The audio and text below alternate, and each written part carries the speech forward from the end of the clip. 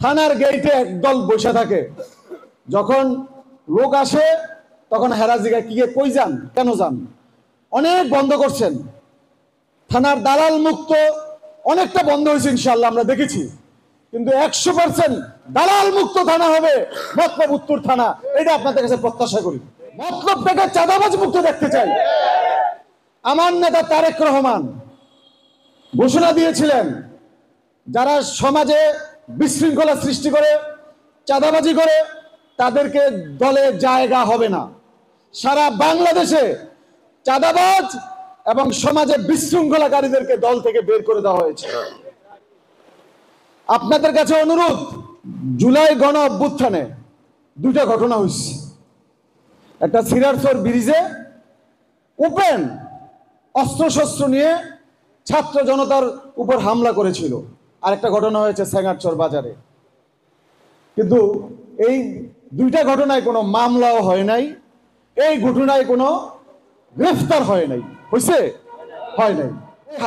হামলা যারা ছিল, অংশীদার ছিল, সেই নিষিদ্ধ ঘোষিত দলের লোকেরা এখনো সমাজে ঘুরে ফিরে বেড়ায়।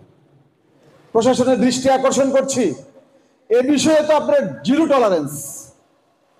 বাংলাদেশের পুলিশ জুলাই গণ অভ্যুত্থানের হত্যাকারীদের, হামলাকারীদের ছাড় দেয় নাই। মতলবে আশা করি এ বিষয়ে আপনারা সোচ্চার হবেন এবং খুব কম সময়ের মধ্যে আমরা এটা অ্যাকশন দেখতে চাই। মতলব বেড়িবাঁধের চারদিকে নদী, এটা দ্বীপের মতো আমরা বাস করি। এটা প্রধান এবং প্রথম সমস্যা হলো বালু। পূর্বের তুলনায় কিছুটা কমছে, কিন্তু শেষ হয় নাই। দৃষ্টি আকর্ষণ করছি, এই বেড়িবাঁধকে রক্ষা করতে হইলে নদীতে বালু উঠানো বন্ধ করতে হবে। অবৈধভাবে রাতের অন্ধকারে যারা বালু উঠান, আপনার কাছে দৃষ্টি আকর্ষণ করছি, এটার ব্যাপারে এই বিষয়ে আপনি শক্ত পদক্ষেপ নেবেন। মতলবটাকে মাদকের রুট হিসাবে ব্যবহার করা হয়।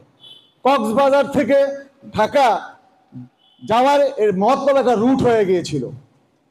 কিছুটা হয়তো নিয়ন্ত্রণ হয়েছে, কিন্তু আমরা তো সমূলে এটা বন্ধ দেখতে চাই।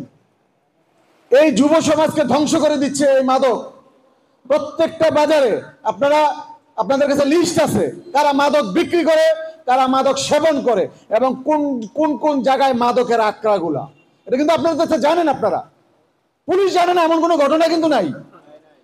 সো আজকের অনুষ্ঠানে সবচেয়ে বেশি গুরুত্ব দেব মাদক নিয়ন্ত্রণের বিষয়ে। জনগণ পুলিশের বন্ধু, পুলিশ জনগণের বন্ধু, এটা কার্যক্রম কিন্তু শুরু করছিলেন, সেটা হলো কমিউনিটি পুলিশ।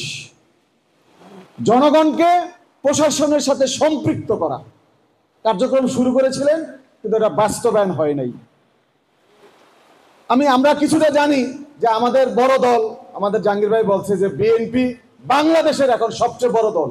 এখানে প্রতিযোগিতা থাকবে, গ্রুপিং থাকবে, এটা দলের সৌন্দর্য।